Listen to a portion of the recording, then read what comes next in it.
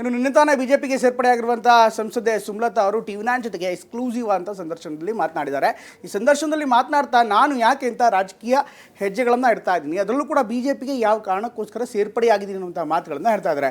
ಹಾಗೆಯೇ ಈ ಎಲ್ಲ ವಿಚಾರಗಳ ಬಗ್ಗೆ, ಸ್ಥಳೀಯ ರಾಜಕಾರಣದ ಬಗ್ಗೆ, ಮಂಡ್ಯ ರಾಜಕಾರಣದ ಬಗ್ಗೆ, ಬಿಜೆಪಿ ಸೇರ್ಪಡೆ ಬಗ್ಗೆ, ಬಿಜೆಪಿ ನಾಯಕರ ವಿಶೇಷ ಮಾತುಕತೆ ಬಗ್ಗೆ ಎಲ್ಲದರ ಬಗ್ಗೆಯೂ ಕೂಡ ವಿವರವಾಗಿ ಮಾತನಾಡಿದ್ದಾರೆ.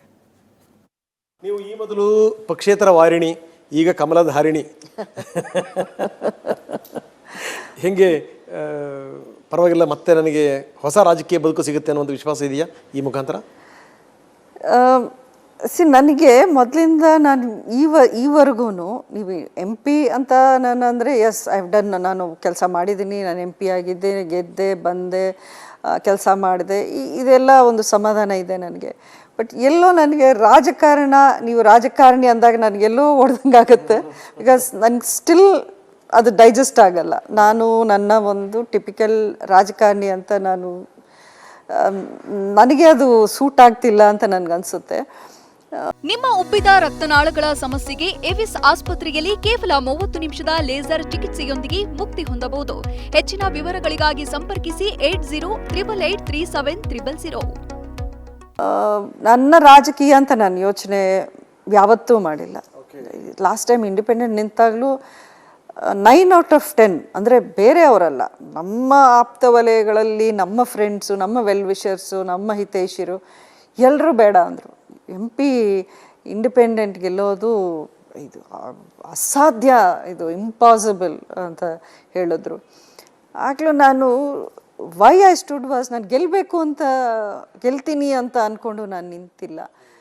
ಜನ ನನ್ನನ್ನು ಕೇಳಿದ್ದಾರೆ, ನೀವು ಅಂಬರೀಷ್ ಹೆಂಡ್ತಿ, ನಮ್ಮ ಜಿಲ್ಲೆ ಸೊಸೆ, ನೀವು ನಿಜವಾಗ್ಲೂ ಅಂಬರೀಷ್ ಹೆಂಡ್ತಿ, ಈ ಜಿಲ್ಲೆಗೆ ನೀವು ಮತ್ತೆ ನಮ್ಮ ಸೊಸೆಯಾಗಿ ಉಳ್ಕೋಬೇಕು, ಬರಬೇಕು ಅಂದರೆ ನೀವು ನಿಂತ್ಕೋಬೇಕು ಅಂದರು. ಸೊ ಅವ್ರ ಪರವಾಗಿ, ನಿಮ್ಮ ಪರವಾಗಿ ನಾನು ನಿಂತಿದ್ದೀನಿ. ನಾನು ಎಷ್ಟು ರಿಸ್ಕ್ ಮಾಡಿ just by standing and contesting ನಾನು ಗೆದ್ದೆ ಅನ್ನೋವಂಥ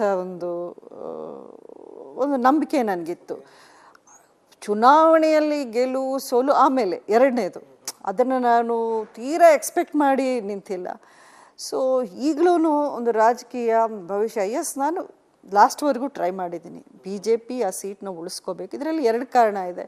ಒಂದು, ಅಲ್ಲಿ ಪಕ್ಷವನ್ನು ನಾವು ಸಂಘಟನೆ ಮಾಡೋಕ್ಕೆ ಒಂದು ಒಳ್ಳೆಯ ಅವಕಾಶ ಸಿಗುತ್ತೆ ಈ ಮೂಲಕ. ಯಾಕಂದರೆ ನಿಮಗೆ ಗೊತ್ತಿರೋ ವಿಷಯ, ಅದು BJP ಸ್ಟ್ರಾಂಗ್ ಬೇಸ್ ಇಲ್ಲ ಮಂಡ್ಯದಲ್ಲಿ ಈವರೆಗೂ. ಸೊ ಅದನ್ನು ಮಾಡಬೇಕು. BJPಯ ಮೊದಲನೇ ಒಬ್ಬ ಸಂಸದೆ ನಾನು ಆಗಬೇಕು ಮಂಡ್ಯದಿಂದ ಅನ್ನೋಂಥ ಒಂದು ಇದಿತ್ತು. ಎರಡನೇದು, ಐ ಫೀಲ್ ಮೋದಿ ಅವರ ಕೊಡುಗೆ, ಮೋದಿ ನಮ್ಮ ದೇಶಕ್ಕೆ ಅವರು ಮಾಡ್ತಿರೋವಂಥ ಒಂದು ಸೇವೆನ ಒಂದು ನಿಸ್ವಾರ್ಥ ಸೇವೆ ಅಂತ ನಾನು ಅಂದ್ಕೊಂಡಿದ್ದೀನಿ. ಯಾಕೆಂದರೆ ಹಗಲಿರುಳು ಅವ್ರು ಶ್ರಮ ಪಡ್ತಾರೆ. ಅವರು ಬೇರೆ ಯಾವುದೇ ಒಂದು ಕಳಂಕರಹಿತ, ಭ್ರಷ್ಟಾಚಾರ ರಹಿತ, ಅವ್ರ ಬಗ್ಗೆ ಏನೂ ನಮಗೆ ಒಂದು ಪಾಯಿಂಟ್ ಔಟ್ ಮಾಡಿ ಹೇಳೋವಂಥದ್ದು ಏನೂ ಇಲ್ಲ. ಅವರು ನಿಸ್ವಾರ್ಥ ಸೇವೆ ಅಂತಲೇ ಹೇಳಬೇಕು. ನಾವು ಟಿವಿ9 ಜೊತೆಗೆ ಸುಮಲತಾ ನಡೆಸಿರುವ ಟಿವಿ9 ಸುಮಲತಾ ಅವ್ರ ಜೊತೆಗೆ ನಡೆಸಿರುವಂಥ ವಿಶೇಷವಾದ ಸಂದರ್ಶನ ಇವತ್ತು 8:29ಕ್ಕೆ ಪ್ರಸಾರವಾಗುತ್ತೆ.